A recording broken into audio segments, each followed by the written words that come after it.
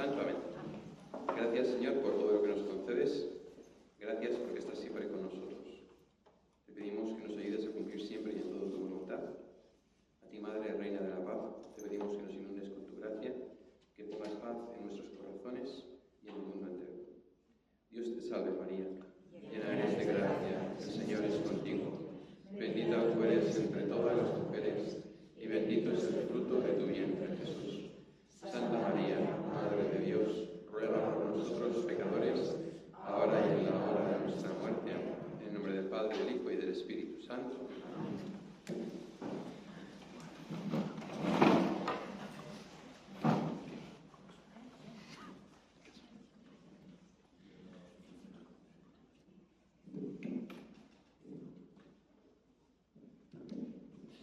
Pues buenas tardes, bienvenidos a todos y todas, como dicen ahora.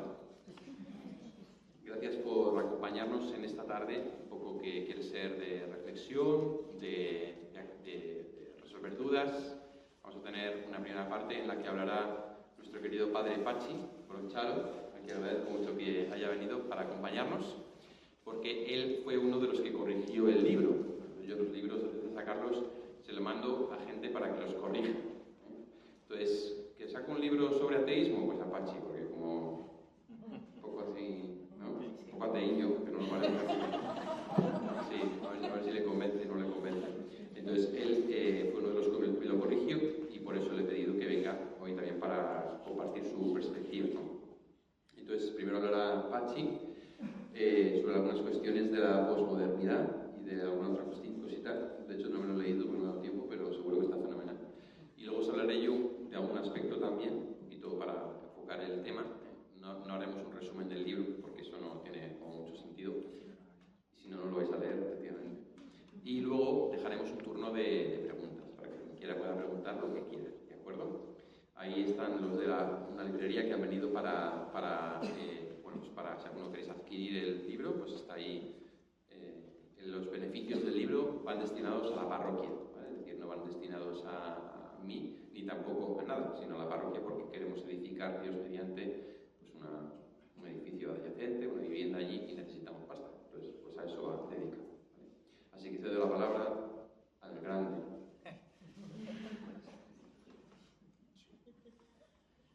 Bueno, buenas noches, ¿cómo estáis? Muy bien la vida. Me alegro mucho, la verdad que es una alegría. Agradezco al Padre Jesús que me haya invitado a venir aquí a vuestra parroquia a poder hablar de este libro que leí con gusto, me lo mandó. No hice correcciones, la verdad, porque está muy bien escrito y creo que es un libro pues ameno que recomiendo, ¿no? Y por eso, pues enseguida cuando me dijo, oye, ¿te vienes y hacemos esto? Y pues estupendo, la verdad. Yo siempre en redes sociales pues recomiendo libros, y a veces que me piden recomendar libros, pero no me gustan mucho, y digo, es que recomendar algo que yo no lo veo, ¿no? Pero este sí, ¿no? Así que pues encantado acepté, y por supuesto pues que Jesús es amigo, ¿no? Y compañero, ¿no? De fatigas ahí en las redes sociales.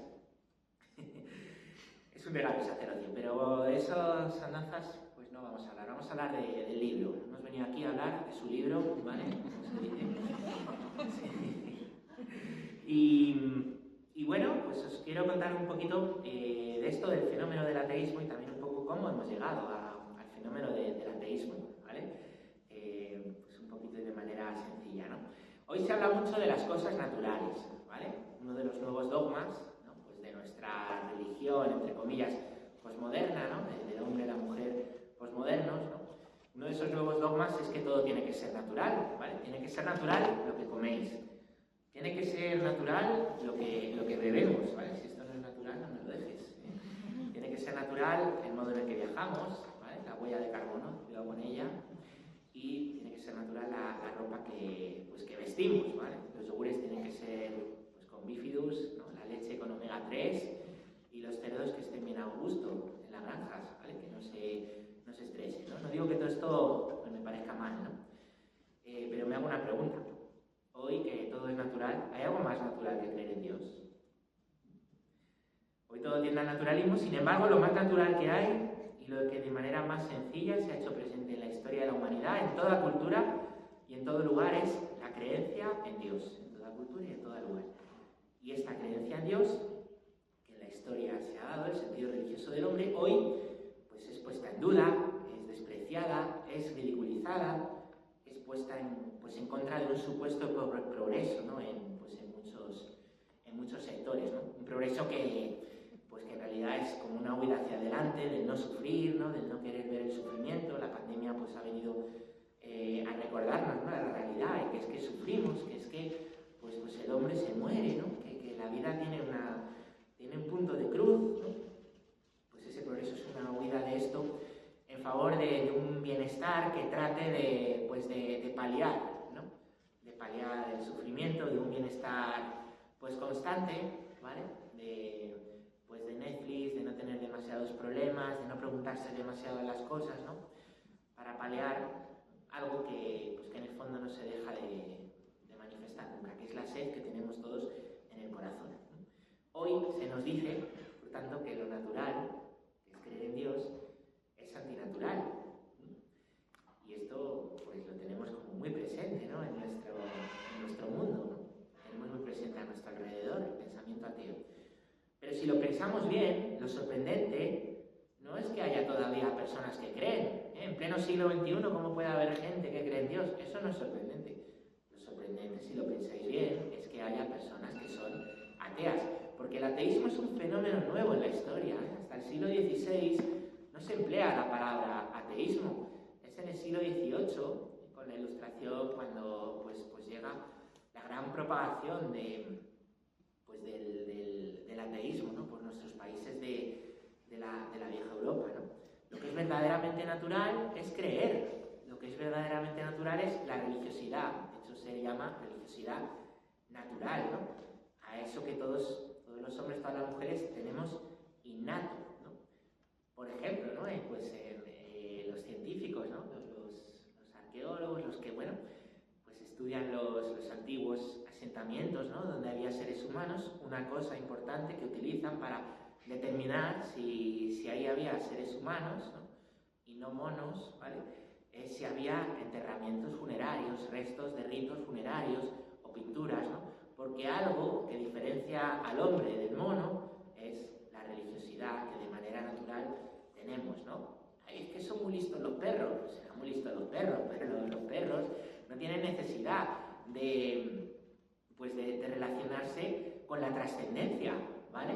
No tienen necesidad de ir más allá, ¿no? De trascender lo inmanente, ¿no? Bueno, lo sorprendente entonces es el ateísmo. Oye, ¿la gente que no cree en Dios es mala? Yo creo que no, da de todo, ¿vale? Pero lo triste no es, pues eso, ¿no? Que la gente sea mala por no creer en Dios, eso no es. Lo triste es que hoy se presenta el ateísmo como progreso, y eso es privar a las personas de una parte fundamental de ellos mismos. Mutilar el sentido religioso, hermanos, negar la religiosidad natural, es decir, que no existe en nosotros algo que de hecho está y que nos está pidiendo más, algo en nosotros que busca sentido y que quiere tener una relación con la trascendencia, ¿no? El bueno de San Agustín, ¿no? Que mucho buscó y encontró, ¿eh? Así que ánimo, estáis en búsqueda, el Señor nos está buscando a nosotros, ¿no? Pues el bueno de San Agustín decía eso de nos hiciste, Señor, para ti, nuestro corazón está inquieto, aunque descanse en ti. Mutilar el sentido religioso es como cortar a la gente un brazo, sacarles un ojo o quitarles una pierna, diciendo que ya no son necesarios, porque el progreso en este siglo XXI ha superado esa necesidad de tener brazos, ojos o piernas. Es absurdo, ¿verdad? Pues esto se dice de la religiosidad y esto se dice de la necesidad de Dios. En realidad, no hay nada más progre, y no hay persona más progresista que la que quiera avanzar, pero desde el reconocimiento íntegro de lo que la persona humana es. Eso es progreso. Y lo otro es al final ir camino al barranco, tratar de construir la vida del hombre, quitando una parte esencial del hombre, que es pues Dios. ¿Cómo hemos llegado hasta aquí? Bueno, este libro que yo aconsejo leer nos ayuda a descubrirlo. ¿Cómo hemos llegado hasta aquí? Lo primero que os puedo decir es que vais a encontrar en el libro una buena historia del pensamiento y de la historia del pensamiento occidental de una manera sencilla, ¿vale?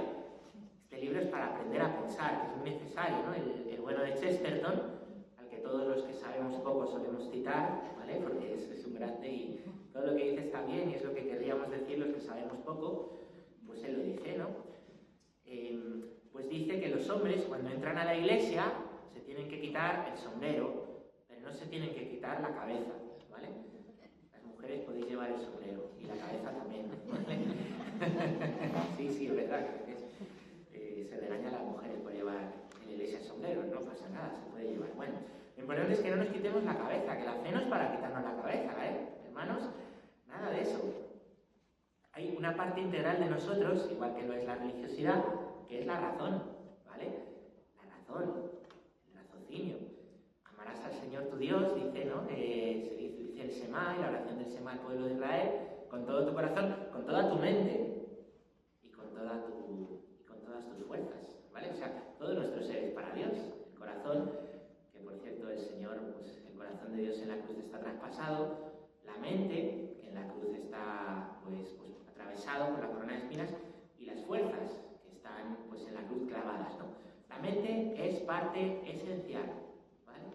Y pensar bien es parte esencial. De hecho, pues hay una encíclica preciosa de Juan Pablo II, ¿no? Que se llama Fides et Ratio, donde él ha insistido mucho en que la fe viene a iluminar la razón y la razón viene a ayudarnos a comprender y a explicar mejor pues la fe, ¿no? Fijaros que hoy en día se margina la educación, pues en la educación se margina la religión, cada vez más en los currículos educativos, ¿no? Pero eso también está pasando con la filosofía.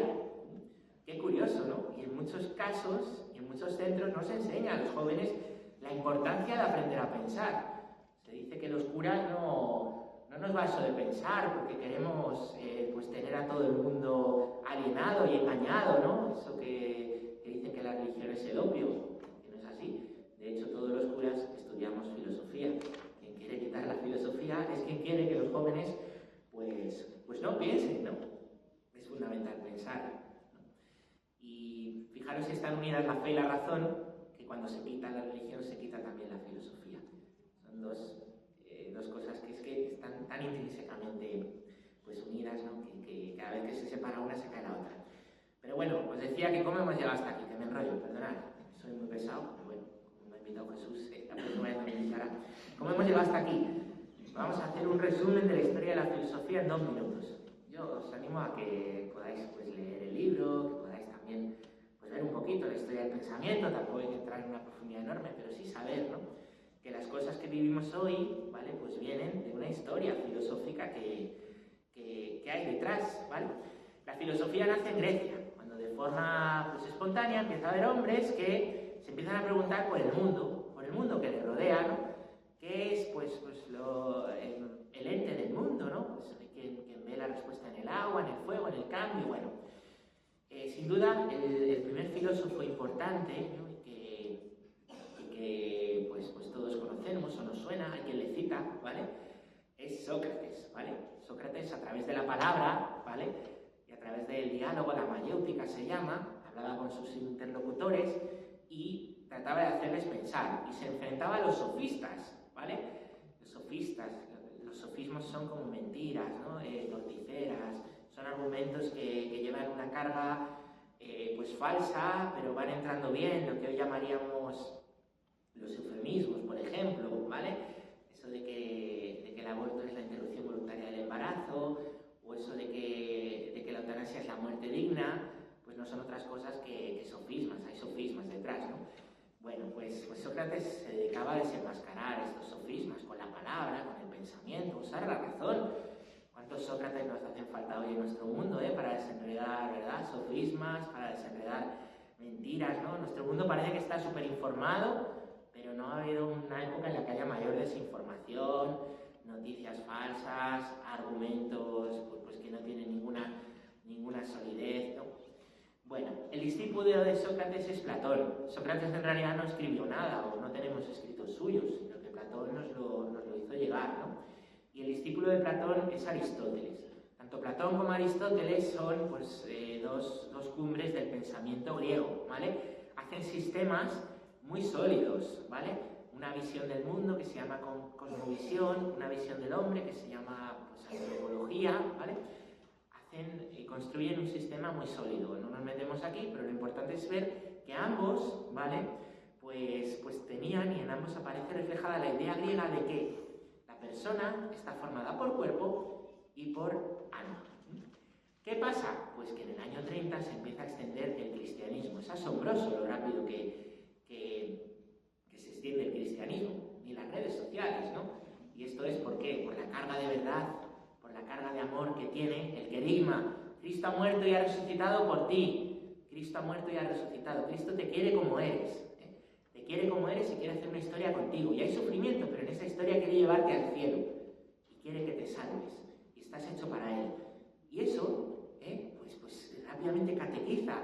No les importa perder la vida. No les importa el martirio a estos primeros apóstoles y a estos primeros cristianos.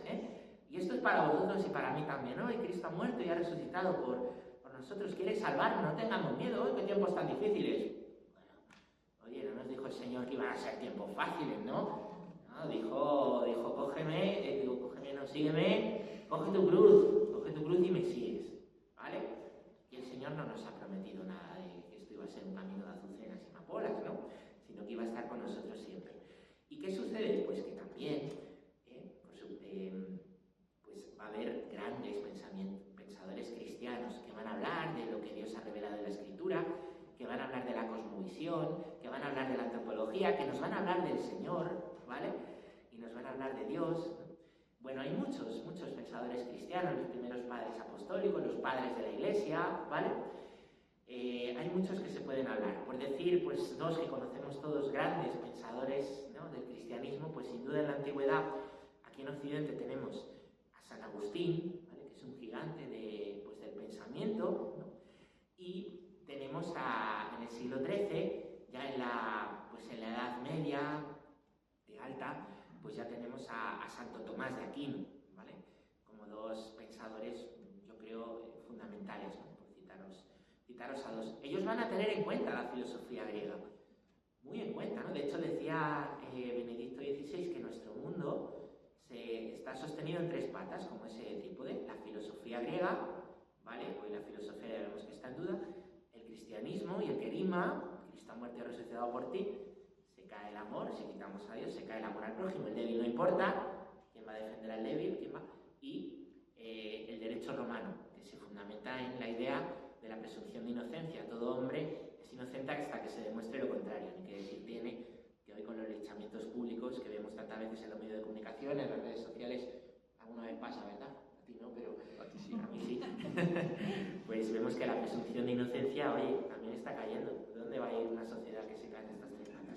Bueno, pues son como grandes cumbres. Y ellos, especialmente Santo Tomás, no tienen duda en unir la fe y la razón, que es lo que busca también este libro, ¿no? Ninguna duda en unir la fe y la razón. Con Santo Tomás se ha estudiado a lo largo de siglos y se sigue estudiando hoy. Fijaros qué pensador tan importante, ¿no? Bueno, pero ¿qué pasa? Que también en el pensamiento cristiano pues va a haber árboles que empiezan a torcerse, y semillas malas que se van a perder, ¿vale?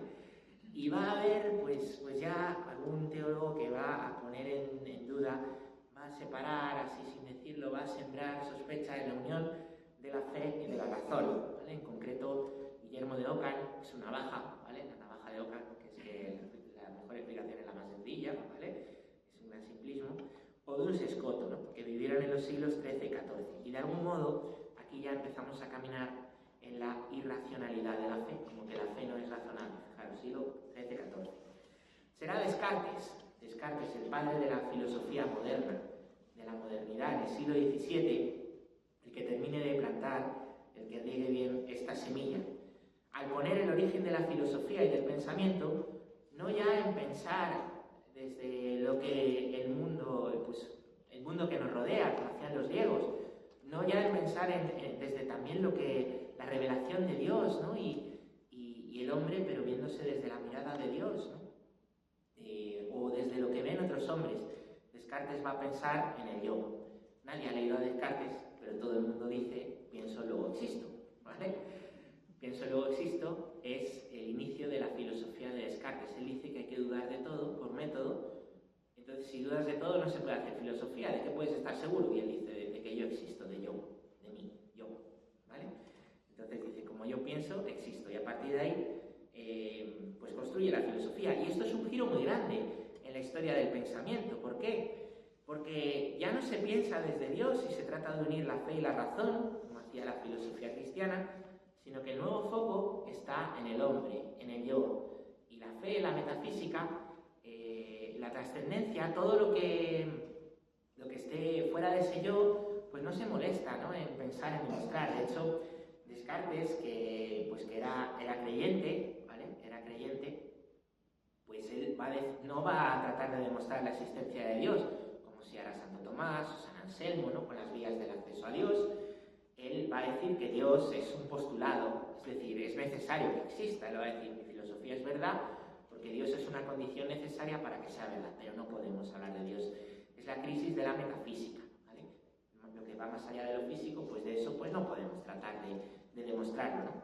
Ahí está el cambio. Parece muy sutil, pero hemos pasado como de un teocentrismo, ¿vale?, a un antropocentrismo, que es una de las características del pensamiento moderno, ¿vale? Después de la modernidad vendría la posmodernidad, que no sabemos cómo se le llamará algún día a nuestra época, que es la época posmoderna, ¿vale? Si llega a haber algún día, cómo están las cosas, ¿vale? Pero ya voy a parar. Pase lo que pase, ¿vale?, el Señor va a vencer, no tengáis miedo, ¿vale? Pase lo que pase, el Señor lleva la historia, no tengáis miedo. Pero, pues es verdad que ese giro se ha dado, que hoy una característica, ¿no?, después de hace más de 300 años poner el acento en el yo, es el egocentrismo. El hombre y la mujer de hoy somos muy egocentristas, todo es desde mí, desde yo, ¿vale? Algo es verdad si es verdad para mí, algo es moralmente bueno si lo es para mí. Bueno, ¿qué os voy a contar? Esto ya os hablará mejor Jesús, ¿no? Bueno, el caso es que después de Descartes, pues como ya ha sembrado esta semilla, pues el que caiga a Dios es muy fácil, ¿no? Otro pensador importante que vendrá después es Kant, ¿no?, que ve a Dios, pues tampoco se molesta en demostrarle, le ve como un creador lejano, como el relojero que pone en marcha un reloj y se olvida del reloj, o el programador informático que programa el programa y se olvida del programa, vaya, pues así ve un poco Kant a Dios. Y después va a llegar Nietzsche, resumiendo mucho, por supuesto, no tenemos tiempo, Nietzsche, que directamente va a matar a Dios. No va a matar a Dios, va a decir que todos lo hemos matado. En el libro así habló Zaratustra, ¿vale? Todos nosotros hemos matado a Dios. Y que entonces tiene que surgir un superhombre, que es la evolución, ¿vale?, el Pokémon del hombre, que ya no va a necesitar esa idea de Dios que hasta entonces hemos necesitado, porque ya el hombre iba a ser perfecto y maduro. Ni que decir tiene que en el siglo XX lo que ha venido no es el superhombre, sino 2 guerras mundiales, los totalitarismos nazista y comunista. Bueno, el gran giro de la filosofía entonces es haber cambiado este foco.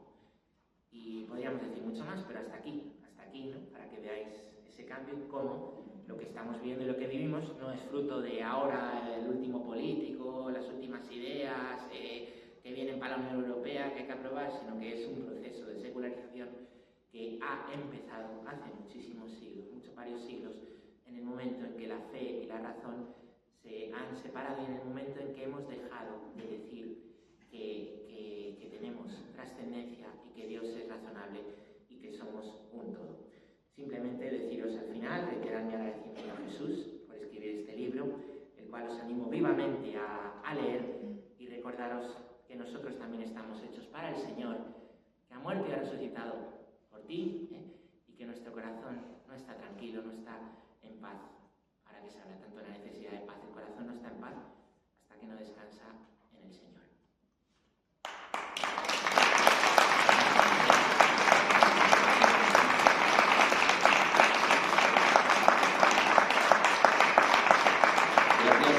Está diciendo a Pachi que me viene genial lo que ha dicho, porque precisamente nos sitúa en el contexto en el que se engarza un poco de lo que yo os quería hablar, ¿no?, en este momento. El libro surge como un deseo de refutar a los ateos, ¿no? Yo durante todo el tiempo de sacerdocio y de seminarista pues he estudiado mucha filosofía, me gusta mucho, he hablado con mucha gente, pues atea, agnóstica, no creyente o con dudas, y entonces pues la razonabilidad de la fe es algo que para mí ha sido esencial. Yo, de hecho, mi conversión viene de la mano de la lectura de las Confesiones de San Agustín, precisamente ese gran autor que ha citado Pachi, ¿no?, que realmente es un gigante impresionante, ¿no? Y entonces surge en mí el deseo de refutar el ateísmo que actualmente impera. Entonces, estudiando un poco el ateísmo, como ha dicho Pachi, me di cuenta de que en el mundo actual es como que nos han instalado un software, ¿no? Es decir, un programa predeterminado, que es el ateísmo. La sociedad occidental nace y crece en un mundo sin Dios, donde Dios no es importante, donde Dios no tiene su cabida, donde de Dios no se habla. A lo mejor tu familia te habla de Dios, pero casi todos cuando llegamos a la adolescencia vivimos un proceso de rebeldía hacia la familia que incluye rebeldía hacia los valores de la familia. Y entonces eso incluye a Dios, ¿no? Un chaval del siglo XIII, si era rebelde con sus padres, como todos sus amigos y todo el mundo era creyente, pues no, era negador de Dios. Pero incluso un chaval creyente hoy se encuentra sumergido en un mundo tan ateo, ¿no? Sin Dios, que cuando se rebela contra los valores cristianos también, de algún modo, se ateiza, ¿no? Entonces, como decía el Papa San Juan Pablo II, vivimos un ateísmo práctico. No es que la gente haya hecho una inmensa reflexión sesuda, ¿no? Y entonces pues llegue realmente a la conclusión de que no, es simplemente se da por sentado, ¿no? Se da por hecho que Dios no existe o no es una cuestión relevante, no es una cuestión relevante. Y efectivamente veo cómo es necesario estudiar las raíces de todo eso que les ha explicado Pachi muy bien, ¿no?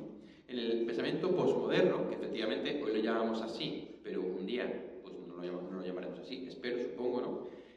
Hay una serie de características que señalan en el libro: el materialismo, el nihilismo, falta de sentido de la vida, el individualismo, el subjetivismo, el relativismo, narcisismo, el emocionalismo, el hedonismo, búsqueda del placer, el impulsivismo, el consumismo, la sobreestimulación, un falso cientificismo, el utilitarismo, utilizar a los demás, la globalización y, de fondo, un pesimismo existencial. Todas esas características las analizo en el libro y entonces me pongo a sumergirme y ¿de dónde viene eso? Porque efectivamente, como bien ha dicho Pachi, lo que brota de un modo natural del corazón del hombre no es eso. Lo que brota del corazón natural del hombre es: la vida tiene sentido y tengo que encontrar ese sentido. Porque hoy directamente partimos de que no hay nada trascendente, ¿no? ¿Cómo puede ser que este software que se nos ha instalado nos haga pasar por encima de las preguntas fundamentales? Preguntas fundamentales que yo resumo en 7. ¿Por qué hay algo en vez de nada? ¿Existe algo más allá de lo que podemos ver y tocar? ¿Existe Dios? ¿Quién soy? Y en relación con ello, ¿cuál es el propósito de mi vida? ¿Hay vida tras la muerte? ¿Por qué hacer el bien y no el mal? ¿Y por qué existe el mal? Son preguntas fundamentales, esenciales. De hecho, son las preguntas más importantes de la existencia. Y sin embargo, hoy hemos generado una cultura que no se las hace. Las acalla directamente. O sea, tú hablas con cualquier persona de hoy en día y lo más probable es que no haya hecho la reflexión de por qué existe el mal. O de por qué tiene que hacer el bien y no el mal. O de si hay vida tras la muerte. Mucha gente te dirá, algo habrá. O te dirá, nada, después de la muerte no hay nada. Pero tú, ¿cómo has llegado a esa conclusión? Tampoco lo he planteado. Es decir, es un pensamiento en el que se habla de la posverdad. Es un concepto de la filosofía actual, la posverdad. De que ya al final la verdad se queda atrás. Lo importante no es la verdad, lo importante es vivir, ¿no? Que el hombre consuma, que el hombre pues viva y ya está, y punto. Entonces, no me planteo esas preguntas. Entonces, claro, cuando empiezo, digamos, a querer refutar el ateísmo, me doy cuenta de que primero tenemos que ver de dónde proviene esto. Y como lo ha explicado muy bien Pachi, es importante comprender cómo hemos llegado a esto, porque no ha sido de la noche a la mañana. Y entonces el estribillo que hay de fondo es que el hombre por naturaleza es religioso. Y que solamente una negación de la naturaleza conduce a un ateísmo sistemático, cuando se niega la naturaleza humana. Hoy se está haciendo con la ideología de género, con los ejemplos morales que ya ha puesto Pachi, con el tema del relativismo sobre la verdad y otras muchas cosas. Se está negando la naturaleza, que existe una naturaleza. Pachi ha hablado del trípode, ¿no? El trípode de la filosofía griega, del cristianismo y el derecho romano. El derecho romano, el justnaturalismo, se basa en que la naturaleza es como es y entonces genera unos derechos. Hoy se niega que la naturaleza sea como sea. Tú no eres hombre y mujer, tú eres lo que tú quieres, ¿no? O sea, el feto no es un niño, es un ser humano. No es un ser humano porque depende del sentimiento de la madre. Fijaos que cuando éramos hace unos años, el debate era si el feto es un vida o no es vida, si es niño, si no es niño, ¿no? Hoy el debate se ha movido totalmente. Y esto es importante, paréntesis, comprenderlo, para que nos demos cuenta de que hoy, que el niño sea vida o no, depende de lo que sienta la madre. Si la madre quiere tener el niño, es vida. Si no quiere, no es vida. Es decir, está en el deseo subjetivo de la mujer. En su percepción subjetiva, influida por que no me apetece tener un niño, no me viene bien tener un niño, o me quedo embarazada sin querer, ¿no? Entonces, realmente hemos reducido absolutamente el tema del derecho fundamental inherente de la naturaleza humana a el deseo de otro, que en el fondo es un totalitarismo. Y por tanto, yo hablo siempre del aborto como genocidio, porque en el fondo no se diferencia de otros genocidios más que por el hecho de que no lo vemos. Simplemente es un genocidio silencioso. En ese sentido, en el libro, después de hablar de las características de la posmodernidad, trato de rescatar las preguntas fundamentales, desmontar el ateísmo de Freud, Marx y Nietzsche, que es el filosófico, y luego desmontar el ateísmo cientificista, que es el que tenemos más habitualmente ahora, para después proponer una serie de indicios que nos llevan a darnos cuenta de que es más razonable creer que no creer. Esto es muy importante. Si leéis el libro os dais cuenta de que quizá la conclusión sería que parece que hoy en día se nos dice como que hay las mismas razones para creer que para no creer. Mentira. Creer es mucho más razonable que no creer. ¿Por qué? Cómprate el libro y lo sabrás. Y te lo lees. Y ahí verás por qué. En el fondo hay una conexión esencial entre dos realidades, el materialismo y el ateísmo. ¿Qué dice el materialismo? Que solo existe la materia, solo existen partículas, átomos y moléculas. Todos los ateos son materialistas. Y de hecho, habitualmente son ateos porque son materialistas. Es decir, todo lo inmaterial no existe. Alma, espíritus, Dios, no existe. Sí que puede haber como una cierta tendencia New Age a hablar de las energías, ¿no? Hablar un poco del cosmos, de no sé qué, pero en el fondo se entiende de un modo material. Se entiende como una materia muy sutil, una materia como el aura, ¿no? Como que está alrededor de tu cuerpo, que en el fondo, pero al final es un materialismo. Y de hecho, no pocos han intentado hacer, infructuosamente por supuesto, un intento de unir la física cuántica con la nueva era, con la espiritualidad nueva era, ¿no? Pues eso, ¿no? de las dimensiones y todo eso un poco, pero al final no deja de ser un materialismo, solo existe lo material. ¿Qué es lo fuerte del materialismo? Que es un postulado. ¿Qué significa esto? Que es algo que no se demuestra, que se da por sentado, se parte de ello. No se puede demostrar. El postulado es algo de lo que uno parte. Por ejemplo, yo, ahora mismo, Pachi y yo, hemos partido de un postulado los dos, que es que lo que decimos lo entendéis. Y que los que estéis aquí habláis castellano y comprendéis los conceptos. Pero no lo hemos demostrado, sino que hemos partido de ello, por ejemplo. Es decir, los postulados son cosas que siempre hay detrás, o axiomas, que son cosas que hay detrás y que se consideran que no hace falta demostrarlas. Y el materialismo es un postulado, es un axioma, se da por sentado, es una tesis que se asume. ¿Y cómo se llegó a esto? ¿Cómo ha explicado Pachi? Divorcio entre alma y cuerpo, en el mundo griego. Después, divorcio entre mente y espíritu con Descartes.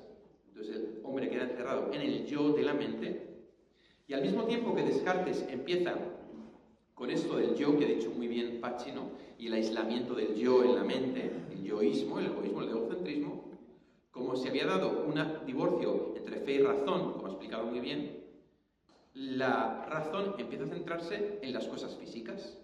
Y la ciencia, entendida como la tenemos ahora, empieza a desarrollarse. Y cada vez más, ¿no? Pues con Newton, con todos los Galileo, ¿no? Copérnico, con todos los grandes físicos científicos que empiezan a desarrollar la parte científica. Entonces la filosofía se va quedando encerrada, ¿no? Con Descartes en el yo y con Kant totalmente, porque Descartes por lo menos piensa que yo puedo conocer la realidad. Pero Kant dice que ni eso, que en el fondo la realidad me llega a través de los sentidos y yo cómo sé que lo que veo es verdad. ¿Cómo sé que lo que tú llamas blanco realmente es lo que yo veo como blanco? Porque tú desde pequeño lo has visto como es, lo llamas blanco, pero igual tú lo ves verde, yo lo veo blanco y él lo ve negro. Entonces, al final son conceptos, pero la realidad realmente es accesible. Y Kant dice no. Y entonces el hombre se encierra absolutamente en sí mismo y al mismo tiempo las ciencias se extienden con un campo cada vez más vasto. Entonces, digamos que la filosofía de algún modo llega a una vía muerta. Ahí aparece Darwin, que es verdad que en el libro le cito un poco, pero no le doy la importancia que quizá tiene, como alguien que también presupone el materialismo y que dice que la naturaleza humana ha aparecido por evolución. O sea, todo es material, esa materia se ha ido organizando por puro azar, en ese puro azar ha brotado la vida, ha brotado el ser humano, y de esa complejidad neuronal ha brotado la mente. Pero que la mente no es el alma, no es algo espiritual, no es algo aparte, sino que es simplemente el sistema neuronal humano. Se ha complicado y ha surgido la mente del ser humano. Entonces, la ciencia, en ese sentido, acaba avanzando hasta proponer una alternativa a la filosofía, que se ha quedado encerrada en sí misma y que al final no da respuesta, solo puedo hablar de yo, mí, me conmigo y mis rayadas mentales, y que no me lleva a nada. Pero veo que Newton hace una ley que se cumple, que Copérnico dice una cosa que es verdad, que Darwin demuestra, esto habría que hacer otra charla, pues que hace una evolución de las especies, y entonces la ciencia sí que da respuesta. Entonces abandonamos la filosofía y nos volcamos en la ciencia. Entonces surge el cientificismo, particularmente de la mano de Auguste Comte, que propone esto, ¿no? Después de que Kant diga que el ser humano está encerrado en sí mismo, hay una reacción a través de un autor que se llama Hegel. Es muy importante, pero nadie lo ha entendido nunca. A Hegel, tampoco él. Nadie lo ha entendido. O sea, es verdad, o sea, es absolutamente incomprensible. Sí, es un fumado, eso es. Pero, en el fondo, Hegel lo que hace es, para intentar salvar la filosofía, dice, en realidad, todo es espíritu. Todo es Dios. Entonces, habla de un panteísmo. Entonces, todo es Dios y Dios toma conciencia de sí mismo a través de la creación. Pero la creación, en el fondo, es Dios mismo que se conoce a sí mismo a través de la creación, y cuando ya Dios se conozca a sí mismo a través de la conciencia humana, entonces todo volverá otra vez a ser solamente Dios. ¿Lo habéis entendido todo? ¿No? Es súper fácil. Una cosa sencilla, Claro, cuando llega a este punto ya la gente dice, mira, ¿sabes lo que te digo? Hegel, quédate con tu filosofía. Y entonces, de algún modo, estoy exagerando, la filosofía muere con Hegel. Y Marx, discípulo de Hegel, ¿qué hace? Dice, yo no he entendido eso, pero yo creo que es al revés. Yo creo que no que todo sea espíritu, sino que todo es materia. Entonces Marx invierte el esquema de Hegel. No es que todo sea espíritu, no. Es que todo es materia. No existe nada que sea espíritu. Existe la materia. Y entonces la materia tiene su evolución, aparece la mente humana, y entonces la mente humana es una especie de epifenómeno de la neurología que es capaz de pensar, ¿no? Y que se ha alienado con el tema del Hegel, el espíritu, Dios, no sé qué, que es una chorrada. Lo que hay que hacer es trasladar eso a este mundo, ¿no? Hegel que decía que hay un espíritu, que ese espíritu se conoce a sí mismo a través de la creación, y cuando acabe la creación todo volverá a ser ese espíritu inicial, ¿no? Dice, bueno, pues esto, como no existe el espíritu, sino que existe solamente la materia, lo que tenemos es que existe el ser humano, que el ser humano tiene que de algún modo negarse a sí mismo en una lucha de clases, y entonces cuando se niega a sí mismo en una lucha de clases y se difundan las clases, llegará a surgir el verdadero ser humano. Entonces lo que decía Hegel de Dios, lo dice Marx del hombre. Tesis, antítesis y síntesis. El ser humano abocado a este mundo solo materia, la antítesis lucha de clases contra los poderosos, y la síntesis el verdadero hombre liberado, el hombre que ya pues vive fenomenalmente bien, maravillosamente bien, porque ya no está alienado, sino que todo es de todos. Como decía, ¿no? El comunismo es topa tos. Y decía otro, no, el comunismo es topa ti. Bueno, eso sería para... Eso es de Pedro Muñoz Seca. Eso es de una obra de teatro de Pedro Muñoz Seca. Que dice, el comunismo es topa tos. ¿Cómo que es topa tos? Sí, es que a mí si me gusta tu vestido, pues me lo pongo. Entonces es topa ti, ¿no? Y obviamente vemos que el comunismo se convierte en topa ti. Entonces así asciende el materialismo en la filosofía. Cuando Hegel, digamos, se le va la olla, por así decir, ¿no? Entre comillas, y sus discípulos Fichte, Schelling, que lo llevan al extremo, y entonces Marx reacciona contra esto, y la extensión de las ciencias físicas, pues acaba con decir la filosofía no tiene nada que decir, solamente tenemos que fijarnos en lo físico, en la ciencia, ¿no? Y entonces Comte declara, digamos, la muerte de algún modo de la ciencia, ¿no? Y efectivamente Nietzsche, no en Así habló Zaratustra, sino en La Bella Ciencia, dice Dios ha muerto, nosotros lo hemos matado. Lo considera como algo esencial. Fijémonos, por lo tanto, que el materialismo, a pesar de que brote de una historia que nos ha resumido súper bien Pachi, es un axioma. Se parte de que es así. Y por lo tanto, lo metafísico, lo espiritual, lo que no se puede ni tocar, es sencillamente un invento de la mente. La mente se lo ha inventado. Y cada autor va a decir por qué piensa él que la mente se ha inventado la existencia de lo espiritual. En ese sentido, la mente no podría ir más allá de la materia y, por lo tanto, la religión es un invento humano. La existencia del alma, la existencia de Dios, por supuesto la existencia de Cristo como Hijo de Dios, todo es un invento humano. Sin embargo, los ateos fracasan en 4 sentidos. El primero, porque no pueden demostrar que todo sea solo materia. Es indemostrable. Un postulado, un axioma, es indemostrable. Tú lo das por sentado, pero no lo explicas. Demuéstrame que todo es materia. No lo puedes demostrar. Es imposible de demostrar. En segundo lugar, no pueden demostrar que lo metafísico no sea real. No hay ningún modo de demostrar que Dios no existe o que las almas no existen. En tercer lugar, no pueden demostrar de qué manera ni por qué el hombre ha llegado a inventarse la religión. Eso es lo que me centraré ahora. Y en cuarto lugar, no dan respuesta a las preguntas fundamentales que hay en el corazón humano. ¿Por qué hay algo en vez de nada? El ateo materialista no tiene respuesta a eso. ¿Por qué hacer el bien y no el mal? Si todo es materia, no hay respuesta a eso. ¿Qué sentido tiene la vida? ¿Qué propósito? No hay respuesta a esa pregunta. Entonces los ateos, con toda su parafernalia, no han conseguido dar respuesta a las preguntas fundamentales. Y por lo tanto, no han llegado a nada, en realidad. No han llegado a nada.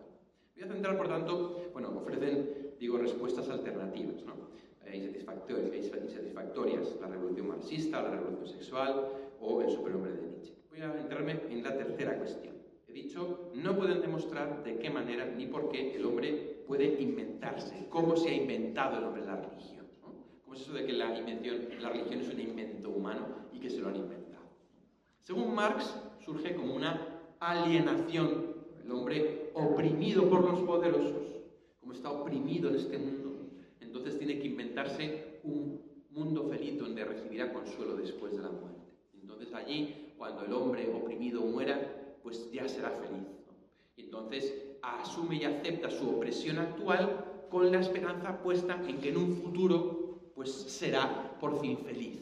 Igual que Jesús dice en el rico de Pulón y el pobre Lázaro, ¿no? Pues que Lázaro en la vida fue pobre y entonces en el reino será rico y el rico en el mundo es rico y luego en el cielo será pobre, ¿no? Un poco ridiculizando esta parábola de Jesús.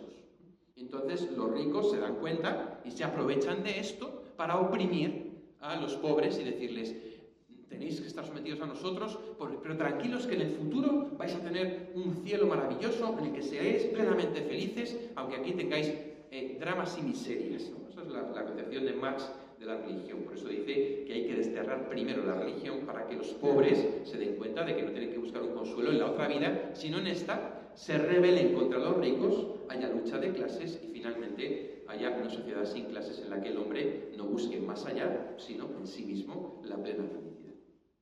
Freud lo que dice es que hubo un crimen de los primeros seres humanos, que mataron a su propio padre porque no les dejaba acostarse con su madre, y que después se arrepintieron y comenzaron a dar culto a su padre muerto para cubrir su culpa, y que de ahí proyectan la imagen de Dios como padre con quien expían el crimen inicial.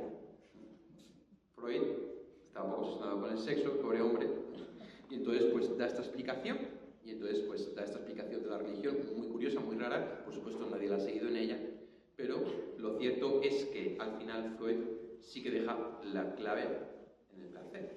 O sea, el ser humano es movido por el placer, y esto sí que se nos ha quedado en la posmodernidad. Y Nietzsche, según Nietzsche, la religión surge como un invento de los débiles. Los débiles, en el mundo, según él, había 2 tipos de hombres, débiles y fuertes, ¿no? Entonces, los fuertes pues podían imponer sobre los débiles.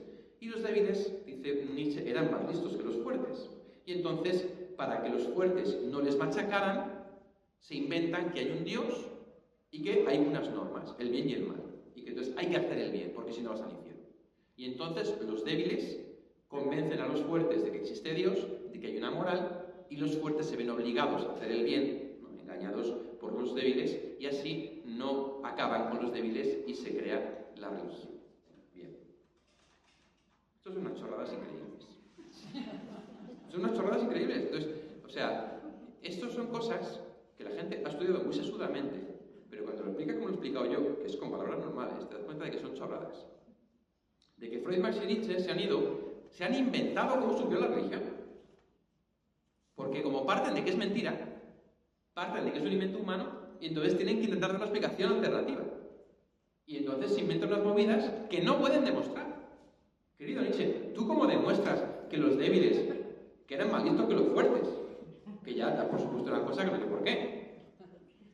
Y además es que les convencieron. O sea, ¿sabes? Se pusieron ahí a pensar los débiles, tú imagínate, a lo mejor los pitecos.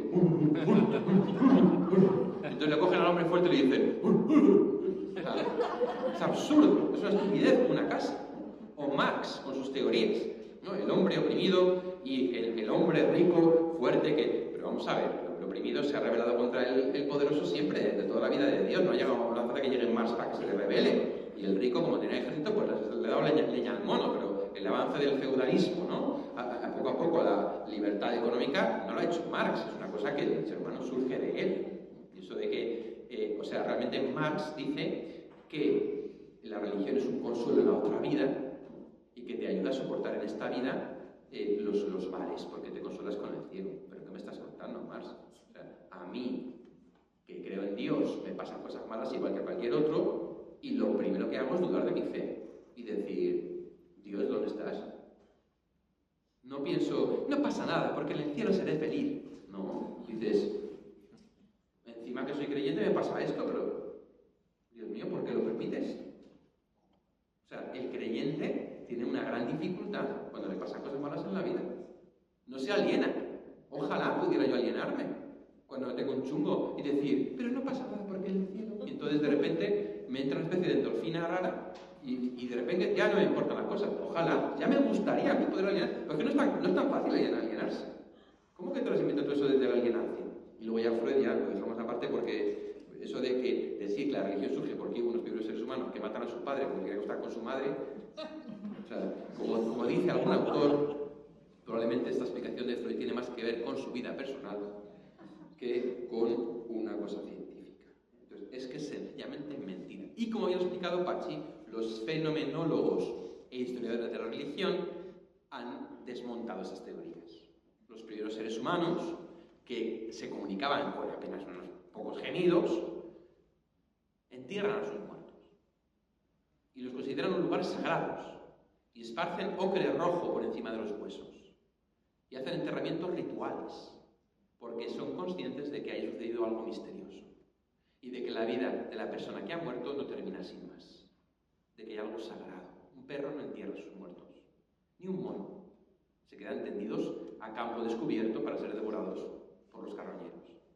Pero de pronto surge un ser que entierra a los muertos y marca el lugar con un dolmen, con un menhir, que hace un enterramiento ritual, que deja inscripciones, que deja bienes, es decir, que tiene consciencia de que hay una personalidad que no desaparece con la muerte, sino que continúa. Entonces surge de un modo natural la metafísica, la consciencia de que lo material no puede ser lo único que existe, sino que tiene que haber algo más. El ser humano, ante las preguntas fundamentales, como ha dicho Pachi, responde de un modo natural con la religión, y por eso el ser humano, desde que es hombre, es religioso. Y el ateísmo es un fenómeno, como bien ha dicho Pachi, moderno, actual, ¿no? Que a partir del siglo XVIII se plantea, pero solo a partir del XIX se generaliza. La aspiración natural, por lo tanto, es lo que se ha dado en la inmensa mayoría de la humanidad y se sigue dando todavía hoy. Por tanto, la religión no es un invento rebuscado, según algunos, sino que es algo intuitivo y primordial. Aquí, Viktor Frankl, el hombre en busca de sentido y en la presencia ignorada de Dios, lo dice con claridad. Dice, el hombre es naturalmente religioso. Cuando el hombre reprime la religiosidad natural, se llena de neurosis. Y eso le está pasando al hombre actual, decía él, a finales del siglo pasado. O sea, no es que la religión es algo que oprime al hombre y que le reprime, que cuando quitas la religión el hombre llega a ser el mismo. hombre le quitas la religión y la reprimes, el hombre se llena de neurosis. El hombre con ansiedad, el hombre con depresión, el hombre con disforia de género, el hombre que se suicida, el hombre que se deprime, el hombre que se divorcia, el hombre que mata a los hijos, el hombre que hace crímenes domésticos, o violencia de género.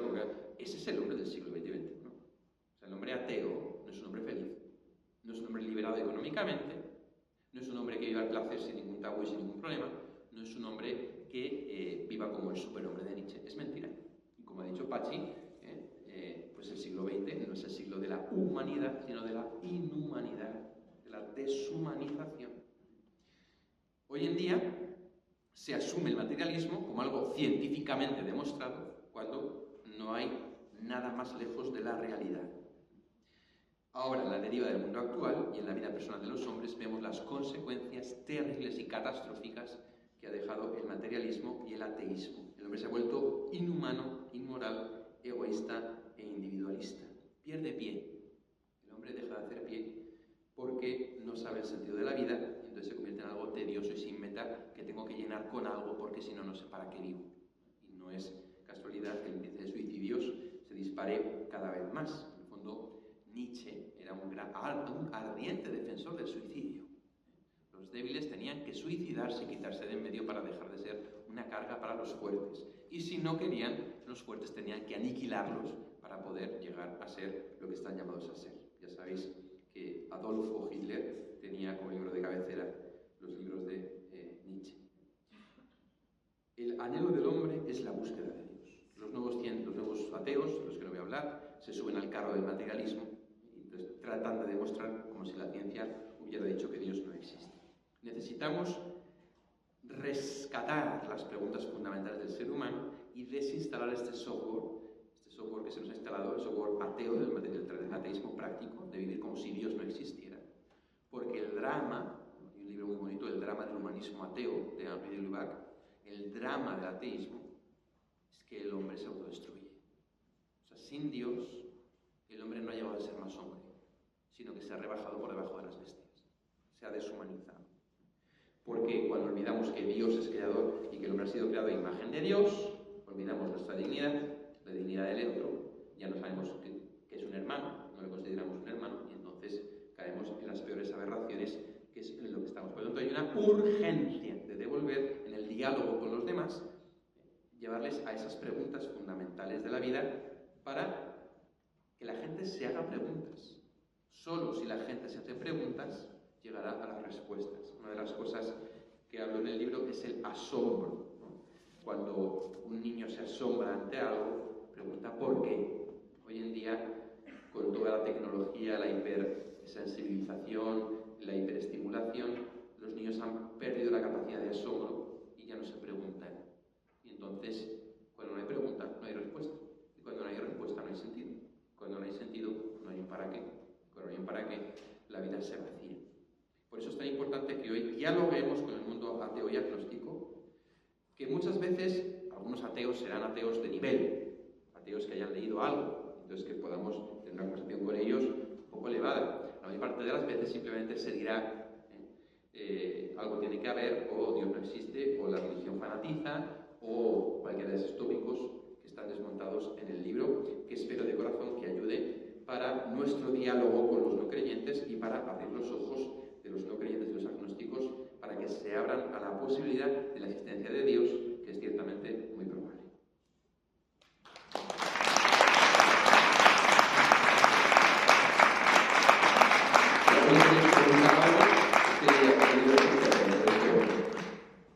Levantáis la mano y os da Raquel el este.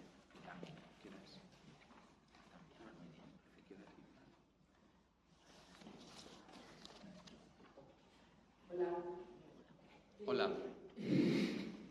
Me llamó mucho la atención la portada, te lo dije cuando lo vi, pero luego me llamó más la atención cuando me leí el libro tu intento de acercamiento al ateo y al agnóstico. Yo creo que deberías sacar otro, igual, de bueno, pero con otra portada, porque este no te lo van a leer. ¿Sabes? Es una cosa que me llamó la atención porque sí que acercas a ellos de forma muy curiosa, ¿no? Respecto a lo que uno se espera del libro.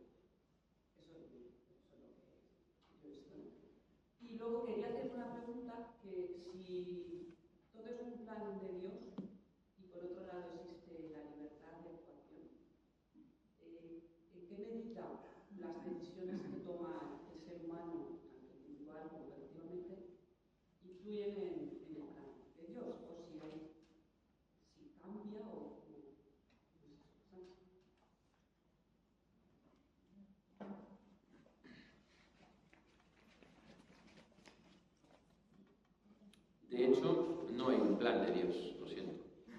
No existe tal cosa como la planificación, como un plan. Es una palabra bastante moderna y que solemos utilizar con cierta frecuencia. La palabra plan nos habla de predeterminismo. Un plan es un objetivo al que llego a través de unos medios concretos que voy ejecutando uno tras otro para llegar a él. Dios no tiene un plan sobre la humanidad. Dios tiene una vocación, es decir, una llamada, una propuesta, un propósito. El propósito proviene de propuesta. Dios quiere que nos salvemos, pero para salvarnos necesita que lo elijamos libremente, porque algo impuesto no puede hacerte feliz. Y por lo tanto, en esa propuesta de Dios de nuestra propia felicidad se incluye la libertad humana. Dios ha querido que el hombre llegue a ser feliz siendo libre. Si algo te lo dan obligatoriamente y te fuerzan a tenerlo, no te puede hacer feliz. Solo te puede hacer feliz lo que tú eliges libremente. Por eso, no habría que hablar tanto de un plan de Dios, sino de una propuesta o vocación de Dios, en la cual Él interpela nuestra libertad para que respondamos. Y como Dios es misericordioso y es inmenso, cuando nosotros tomamos una decisión que no sigue su propuesta, entonces elegimos negar a Dios, Dios nos da una nueva oportunidad, como un GPS, que si tú te metes por la calle que no es, recalcula para llevarte a la meta. Tú puedes seguir desobedeciendo al GPS y entonces puedes acabar en Parla, en lugar de ir donde quieres ir, que eso es el infierno, digamos, no que Parla sea el infierno. Sí, es peligroso, sí. Yo creo que Valdemoro se parece más al infierno. Pues tú puedes desobedecer el GPS, Dios recalcula, pero Él te indica, no te obliga. Entonces, ahí está el drama de la libertad humana, que no hay un plan de Dios. O sea, que si tú eliges decir no a Dios y por lo tanto eliges el infierno, Dios, con gran dolor de su corazón, no va a hacer nada para impedirlo. Hay una propuesta de Dios, hay una vocación de Dios, pero no hay un plan indefectible de Dios. De hecho, los otros seres conscientes de los que conocemos, que son los ángeles, pues una tercera parte desobedeció a Dios y se ha condenado. A Dios le mereció la pena crearlos porque la felicidad de las dos terceras partes que fueron fieles, obviamente para Él es mucho más satisfactoria de lo que puede ser, ¿no? Pero es que un tercio se ha perdido. O sea, se han condenado. Entonces, en ese sentido, no hay un plan de Dios en el que al final todo va a salir bien, como en la pandemia, ¿no? En el carteo todo va a salir bien. Yo estoy seguro, por lo que conozco de Dios, que cuando Él ha puesto esto en marcha es porque sabe que al final va a merecer la pena. Porque si no, Dios no lo habría hecho. Pero lo cierto es que la libertad es algo muy real. Y podemos con ella negar a Dios. Y podemos con ella decir que no es Dios. Dios recalcula, nos da oportunidad, día tras día, hora tras hora, hasta el día de nuestra muerte, para que podamos seguir sus llamadas y su camino. Pero podemos no hacerle caso. Y en ese sentido la libertad es muy seria. Entonces, el plan de Dios es un nombre que le damos a la vocación, a la llamada de Dios, a la propuesta de Dios, que nunca se impone. Dios que te creó sin ti, no te salvará sin ti. Eso lo dijo San Agustín. Dios que te creó sin ti, no te salvará sin ti. ¿Vale? Entonces, el tomar conciencia de la gravedad de la libertad es esencial. Porque a veces hoy los cristianos somos un poquito happy flower. No, si todo va a salir bien, Dios tiene un plan maravilloso, estupendo, fenomenal, da igual lo que hagas, en el fondo todo va... No es cierto, no es verdad. Si tú durante tu vida no has vivido una vida creyente, a lo mejor contraes SIDA. Y el SIDA pues te va a fastidiar la vida y las relaciones futuras que tengas. O sea, las acciones tienen consecuencias. Entonces la realidad es mucho más cruda. Precisamente por eso tenemos que tomar más conciencia de nuestra responsabilidad. La responsabilidad es algo muy real. Por lo tanto, no podemos agarrarnos al clavo ardiendo del plan de Dios para pensar, no, es que todo lo que pasa es por algo, o no. A lo mejor tú has conducido borracho porque has sido un imprudente y has atropellado a una niña y eso no está en el plan de Dios. Dios no quería que esa niña muriese. Lo has hecho tú. No tiene un poder muy raro, que es que sacan bien del mal, correcto. Es un poder rarísimo, que es que el mal que tú haces, Dios puede transformarlo de un modo milagroso.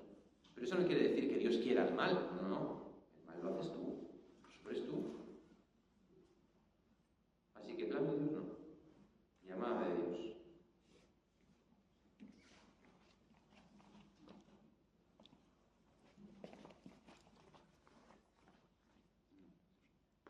Bueno, gracias.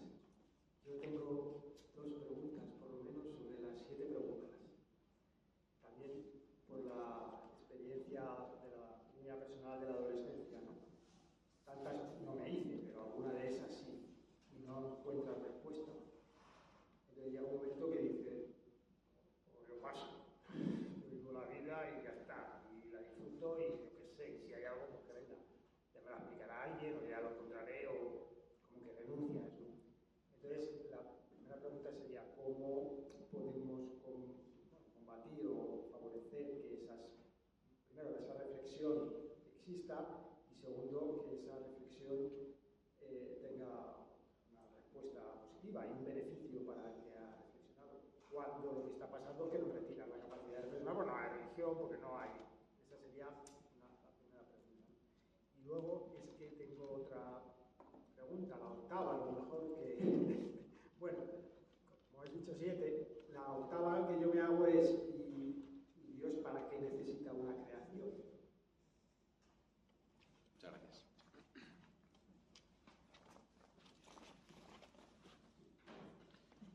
Una de las cosas que yo siempre he pensado es que cuando me muera, después de los años de purgatorio que voy a comer, tengo que tener una conversación personal con Dios y preguntarle algunas cosas.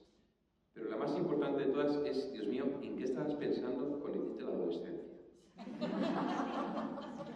¿En qué estabas pensando? La adolescente, ¿qué significa? El que adolece, o sea, al que le falta. El adolescente es el que no está bien hecho, el que está sin acabar. Entonces, la adolescencia es terrible. Y sin embargo, fijaos cómo hoy nos la pintan como el estilo ideal de vida. Nos encontramos con gente de 50 años que vive como adolescentes. Yo me acuerdo en Las Rozas, cuando salía de la parroquia, me encontraba gente de 50 años haciendo botellón en el banco de la parroquia que decía, qué patético, no sé qué decirlo, un chico de 16 años, 20, pero un tío de 50 ahí con la birra y con el porro, y dices, ya, o sea, que acabado de la vida, ¿no? Entonces, lo primero de todo es darnos cuenta de que la adolescencia, gracias a Dios, se pasa, es transitoria, ¿no? Pero que hoy en día, muchas veces, prolongamos la adolescencia. Y entonces, esa prolongación de la adolescencia no es solamente que el niño no se va de casa hasta los 50 años, sino también que en el fondo prolongo el no hacerme preguntar. No te rayes. No te rayes, como dicen los chicos, no te rayes, no te hagas preguntas. Entonces, tenemos que acabar con la adolescencia. Entonces, eso es un gran problema de una sociedad a la que se llama infantilizada, ¿no es cierto? Una sociedad adolescentizada, en la cual se prolonga la adolescencia y esas preguntas que uno en la adolescencia no le encuentra respuesta, es normal que en la adolescencia no les encuentre respuesta, porque en la adolescencia uno adolece. En la adolescencia, ¿tú a quién le preguntas? Cuando tienes una duda, ¿a quién? A tus colegas. ¿Y tus colegas qué saben de la vida? Lo que tuvo menos. Lo que tuvo menos. Entonces, ¿qué pasa al adolescente? ¿A quién va a preguntar? Al que no debe, ¿no? Entonces, en la adolescencia se pasa. ¿Qué tenemos que hacer en primer lugar? Ayudar al mundo a madurar. Ayudar al mundo a madurar para no adolescentizar al mundo y que no nos quedemos solamente en esa adolescentización que nos haga, al final, es decir, no hay respuesta, no te rayes, fúmate un peta y ya está. Entonces, ¿cómo podemos suscitar la pregunta? Pues llevando a la gente a madurar. Cuando la gente en la vida madura a la fuerza, porque ha tenido un accidente, pues se le ha muerto alguien querido, porque le han sido infiel, porque etc, muchas veces se hacen adultos de golpe, con un cierto toque de amargura a veces. Y entonces se empiezan a hacer las grandes preguntas. ¿Por qué nuestras iglesias están llenas de gente mayor? Porque la gente, cuando le ve las orejas al lobo, entonces se plantea las preguntas. Cuando tú con 30 años tienes una crisis, con 40 años te descubren un cáncer, con 50 años pierdes a tu madre, con 60 años, de repente las 7 preguntas vienen. etapa no durante años y años y años y acaban brotando, si no han muerto antes. Ese es el drama. Entonces, tenemos que ayudar a madurar, ¿no? El Papa Francisco decía una cosa que a mí al principio me chocó mucho, bueno, como muchas cosas que dice, pero en concreto una, que dice, la juventud es la edad para tomar decisiones. No, al revés, ¿no? La juventud es la etapa para vivir, la etapa para probar, la etapa... Y luego ya de adulto ya toma las decisiones, ¿no? No, es que el Papa tiene razón. Es en la juventud donde lo que decides va a repercutir en el resto de tu vida. Tú como adolescente, tú tomas una decisión y entonces te casas embarazada, por ejemplo. Entonces ya ese niño va a estar ahí toda la vida. Entonces las grandes decisiones que van a afectar a tu futuro se toman en la juventud, no en la adultez. Por lo tanto, necesitamos ayudar a madurar al mundo y hacer pensar a la gente en estas preguntas fundamentales que tenemos que ayudar a que se planteen, tú decías, ¿no? ¿Cómo hacer ayudarles a que se planteen? Hombre, pues es complicado, pero desde luego en un diálogo tú a tú, en el cual surgen las cosas, ¿no? En el tú a tú, donde tú interpelas al otro para que se pregunte, ¿no? Oye, ¿y tú qué crees? ¿Y tú qué piensas? ¿Y tú? ¿Qué opinas de esto? ¿Y tú? ¿No? Es decir, lo primero que tiene que hacer el cristiano es suscitar la pregunta, lo primero de todo. Porque, como decía Javier Prades, el rector de San Damaso, no hay nada más patético que la respuesta a una pregunta que nadie se ha hecho. Entonces, lo primero de todo hay que suscitar la pregunta. El cristiano hoy tiene que suscitar la pregunta en el otro. Y para eso tenemos que cuestionar su modo de vida, cuestionar lo que hace, cuestionar lo que piensa, cuestionar lo que dice. Y en tal sentido, creo que es muy importante que el cristiano no parta de la posición en la que hemos estado los últimos 50 años, que es la posición de perdón por ser creyente. Ay, perdón, soy cristiano, sí, lo siento, mea culpa, perdón, sí. Estoy acomplejado por ser creyente, porque soy poco menos que un tonto, o poco menos que parte de una institución corrupta y satánica que ha hecho mal en el mundo. No. Tiene que llevar con orgullo el ser creyente. Con orgullo el ser creyente. Y en ese sentido, hacer gala de la fe. De manera que no me muestre acomplejado ante el otro. Y esto suscita la pregunta. El padre que te dije hablaba de el interrogante irresistible.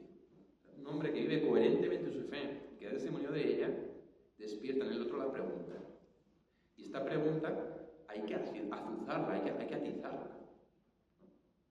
Te llega, por ejemplo, una persona, hoy me pasó el otro día, pues con el sonido de las campanas de la parroquia, ¿no? Que una señora, ¿podrían bajar el sonido de las campanas? Digo, bueno, señora, pero cuando usted diga las campanas, así se acuerda de Dios. Dice, pero si yo soy atea. Digo, ahora pues entonces me moleste, jefa. Y la jefa al poner en la boca. Entonces, claro, se quedó ahí como y empezó a soltar imprecaciones desde la ventana, ¿no? Entonces, claro, pues señora, pues es su problema. Si usted es atea, pues tiene usted un problema, no lo tengo yo. Y en el diálogo de tú a tú, es decir, no, tal, porque lo tengo, ¿por qué? ¿Y por qué? Si Dios existe, ¿por qué hay mal en el mundo? Explícamelo tú.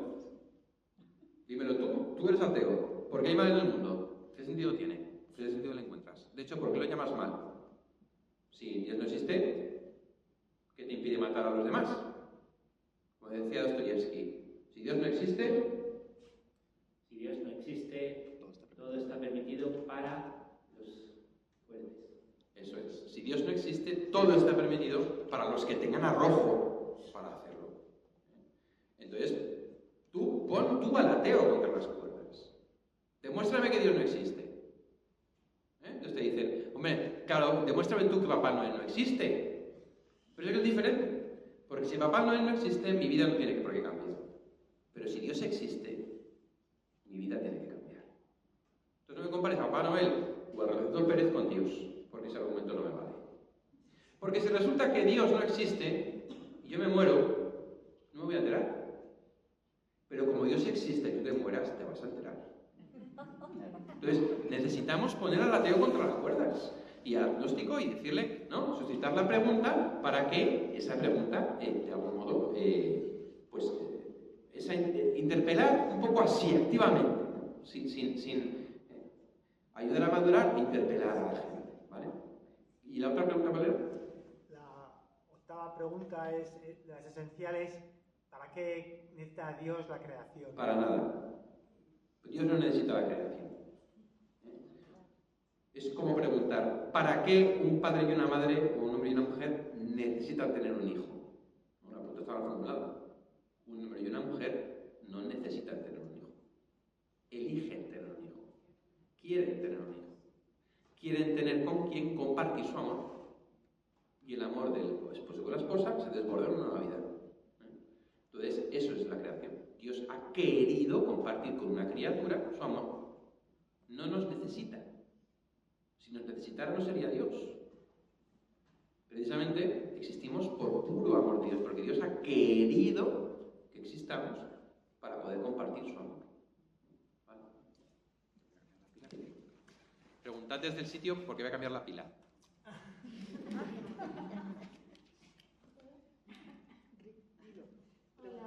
Hola.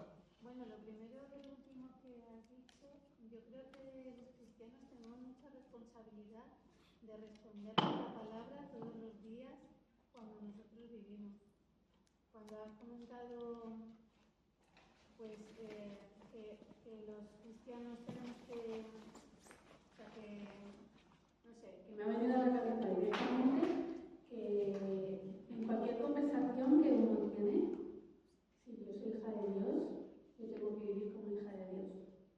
Entonces, si alguien me habla, a mí me da igual. O sea, me parece muy bien lo que has dicho de las campanas, porque era así. Yo hago así todos los días. Y entonces no me evangelio, no me reprendo. Y mucha gente me escucha y dice, no vas a venir a la no sé qué. Pero bueno, ahí dejas el coso, ¿no? Entonces, hay una pregunta sobre el ateísmo que hay muchas personas que dicen, sí, vale, yo puedo creer en Dios, pero creo a mi manera, porque la iglesia tal, ¿no? Entonces, ¿qué es lo que pensáis en toda la evolución que habéis comentado, filosófica, sobre la creencia y tal? ¿Qué es lo que pasa con la iglesia y cómo la iglesia está en todo esto, ¿no? Como instructora, como nos apoyan hoy en día los sacerdotes en nuestras caídas de fe, cuando nos volvemos a levantar, toda esta situación, ¿no? ¿Qué piensas que hace la iglesia? ¿Cuál es su postura?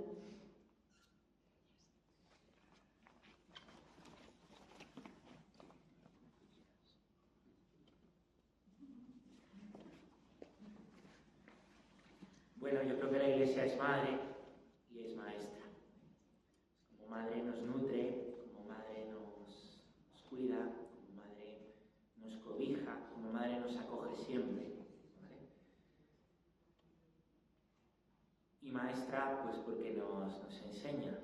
En ocasiones haya gente que no le guste o no nos guste lo que nos dice nuestra madre, ¿vale? Nuestra madre quiere lo mejor para nosotros. Lo mejor para nosotros, ¿qué es? Pues que esa vocación que Dios quiere para nosotros, como decía el Padre Jesús, que nos salvemos, se lleve a cabo. ¿Vale?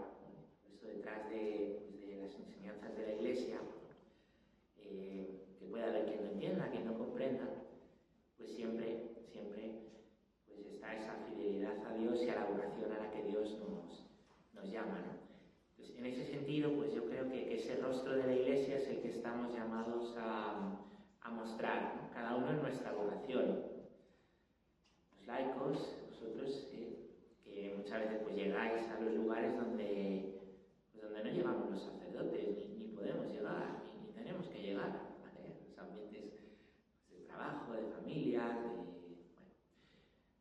Y después pues los sacerdotes como esposos de la Iglesia. A mí me gusta últimamente decir mucho que los curas no estamos casados con Dios, ¿no? Sino que somos esposos de la Iglesia por varios motivos. Primero, porque en nosotros hay una responsabilidad, igual que el marido pues vive la responsabilidad con la mujer la responsabilidad con el marido, que le lleva a la entrega, que le lleva a darse como hombre o a darse como mujer.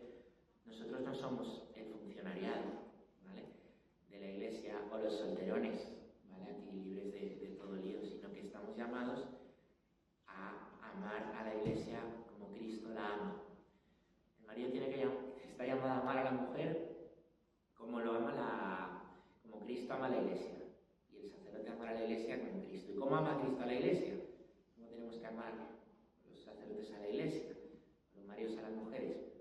vida en la cruz, ¿no? Hasta la última gota de la sangre, viviendo ese semá que os decía antes, ¿no? Entonces, bueno, esta pregunta que me haces, yo creo que lo que nos pide la Iglesia es esto, que mostremos el rostro, madre y maestra, pues así, ¿no? Así. Y bueno, ya que sale, pues yo creo que los sacerdotes no estamos para, no sé, un buen esposo ama a la esposa, la quiere, la apoya, la anima, la sostiene, la consuela.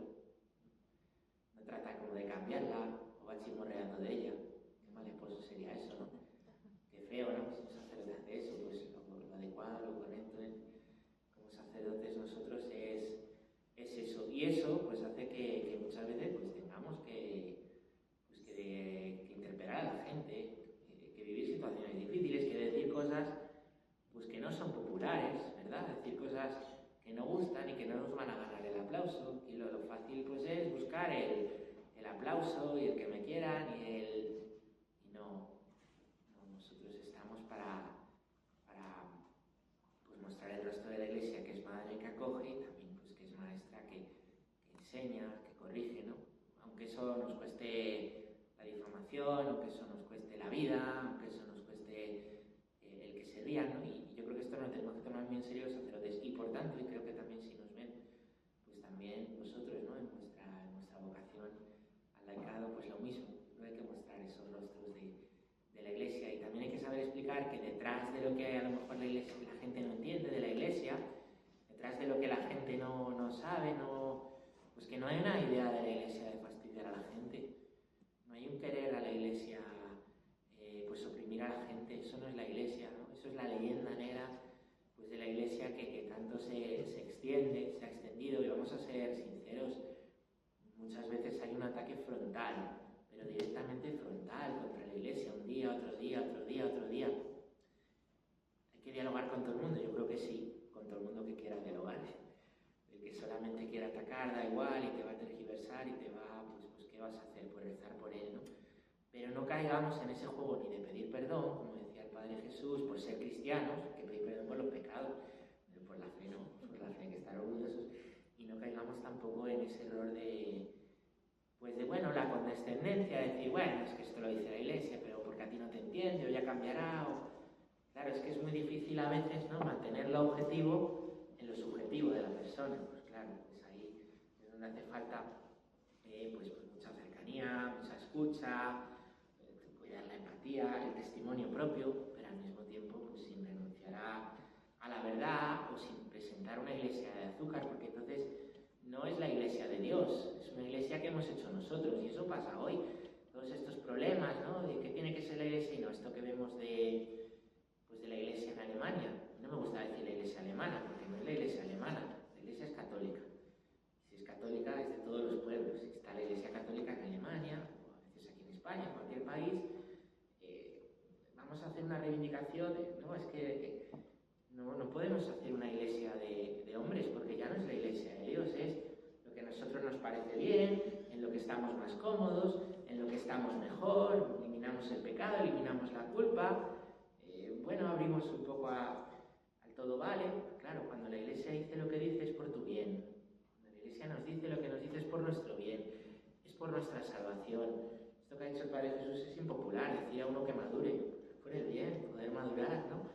Decir a alguien por ahí te la pegas, o destruir la familia, destruir la sociedad, es por el bien de la gente, ¿no? Y la Iglesia es muy sabia, ¿no? Yo a veces, cuando alguien me dijo esto, un joven, ¿no?, entonces siempre con alegría para quitar hierro, pero para decir la verdad, ¿no? Oye, es que yo creo que la Iglesia debería tal. ¿Cuántos años tienes? 20 años. Eres un soberbio.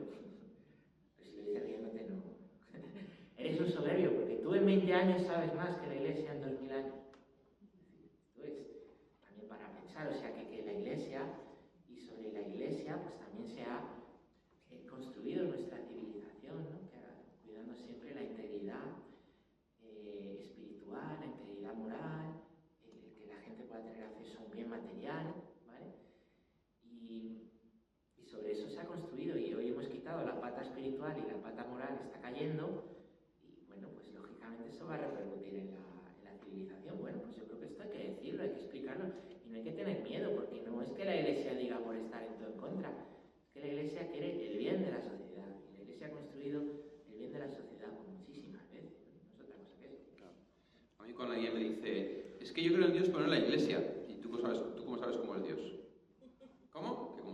Dios? ¿Se te ha parecido algo? No, hombre, pues el mensaje de Jesús. Pero tú, ¿cómo sabes quién es Jesús?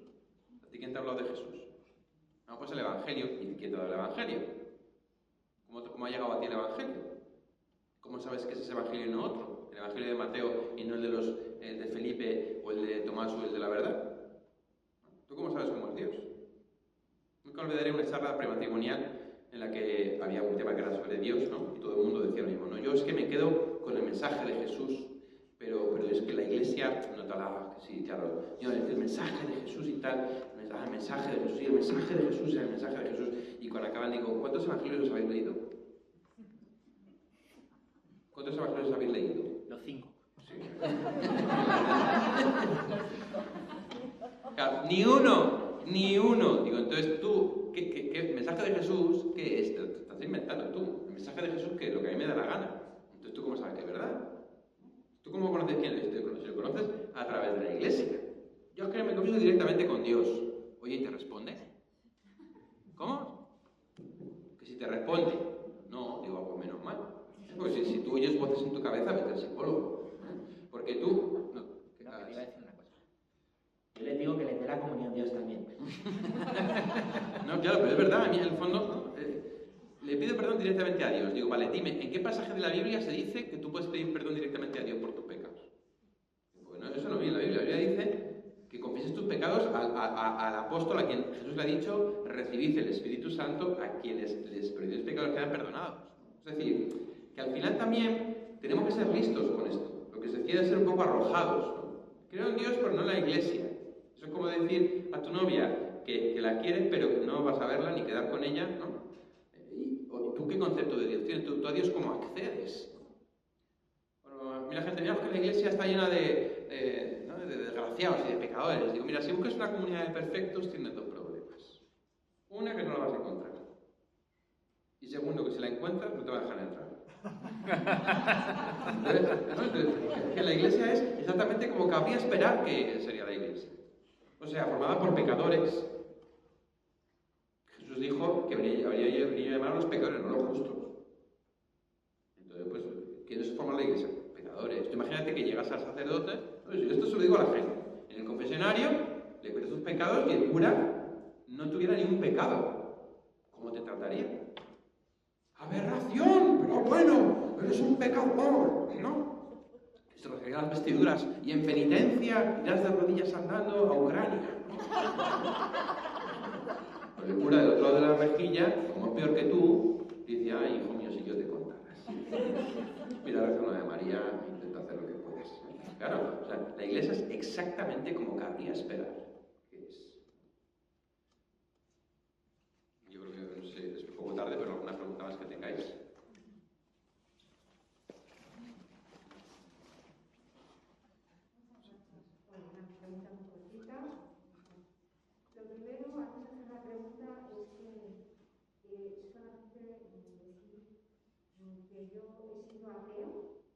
Muy atea, cabeza cuadrada, cabeza científica entre comillas, pero a la vez buscaba, he sido buscadora.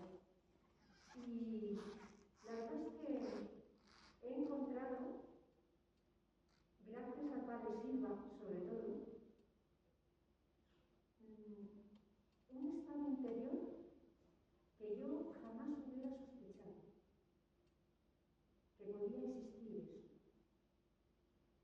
Siento una fe muy grande y recomiendo a todo el mundo que busque, pero que busque en las iglesias, porque ahí está lo que todos necesitamos. Y bueno, la pregunta es, hay un tema que es la segunda venida de Cristo. Yo tengo curiosidad por saber qué opináis, cómo es esa segunda venida, porque no se concreta muy bien, ¿no? No se sabe si la conciencia o qué es eso, ¿no? Muchas gracias. Como saben algunos de los aquí presentes,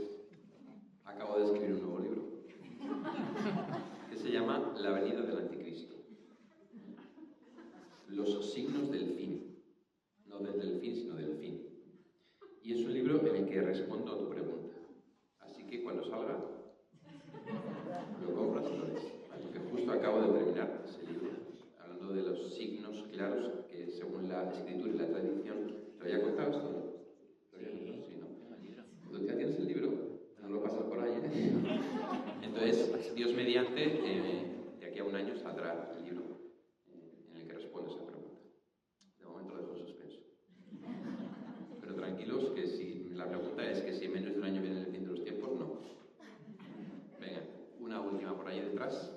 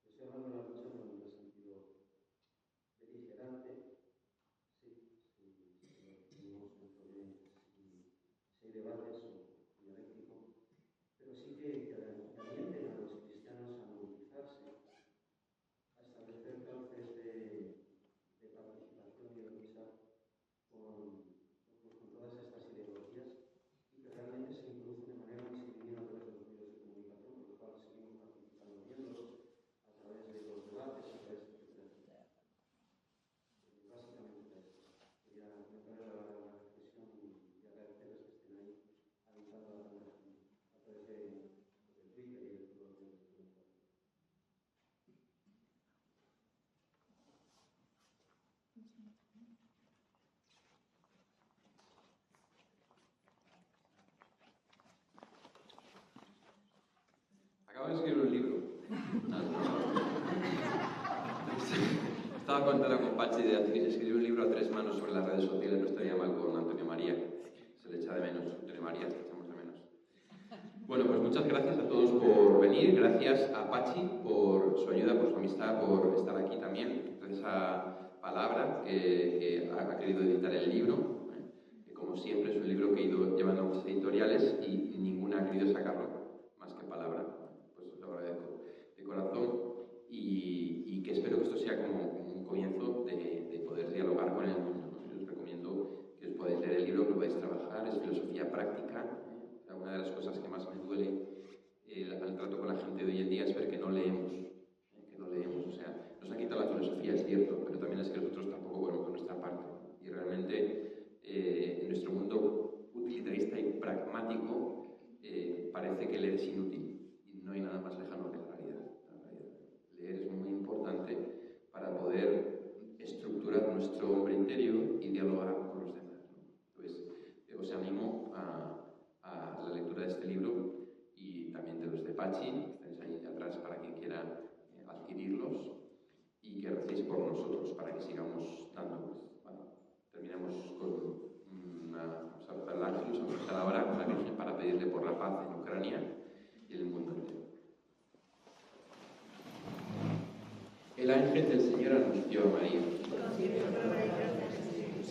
Dios te salve María, llena eres de gracia, el Señor es contigo. Bendita tú eres entre todas las mujeres y bendito es el fruto de tu vientre, Jesús. Santa María, Madre de Dios, ruega por nosotros pecadores, ahora y en la hora de nuestra muerte.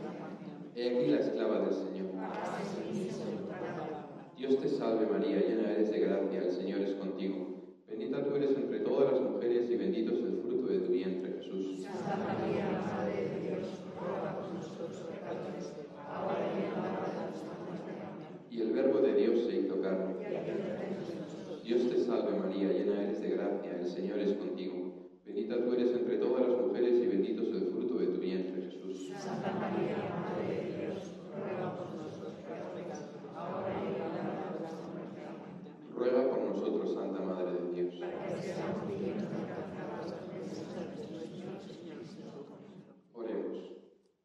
Te pedimos, Señor, que por intercesión de Santa María, Reina de la Paz, traigas la paz al mundo entero, a nuestros corazones y a nuestra tierra. Que el Inmaculado Corazón de María pueda triunfar y reinar en el mundo entero. Te lo pedimos a ti, que vives y reinas por los siglos de los siglos. Amén. Santa María, Reina de la Paz.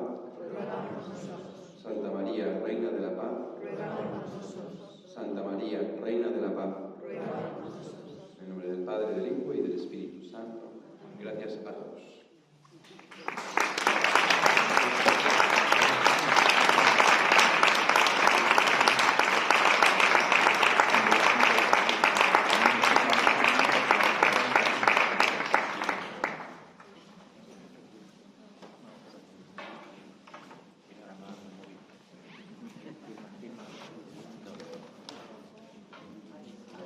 Parroquial.